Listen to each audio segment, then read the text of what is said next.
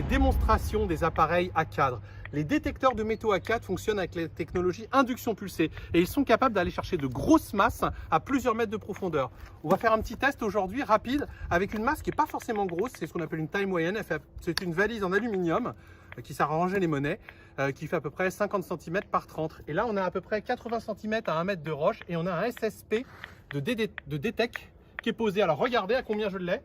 Là, je mesure 1,90 m et là, regardez, je l'ai. Écoutez le son.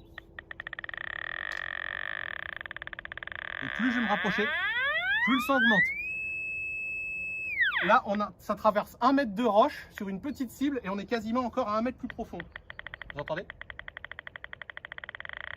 C'est juste monstrueux. Alors regardez sur l'écran ce qui se passe en fonction du signal. Là, je suis profond. Et plus je vais monter, plus la courbe va monter.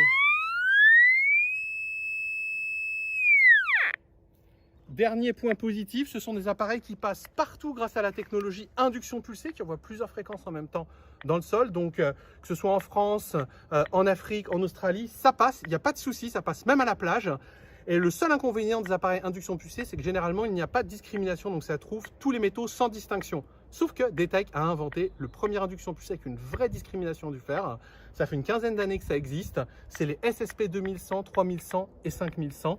Et avec eux, vous pouvez déterminer s'il s'agit de fer ou non et ainsi éviter de creuser sur les gros déchets en fer. SSP 5100, disponible à la boutique du fouilleur. Oh là, et pourtant je suis loin.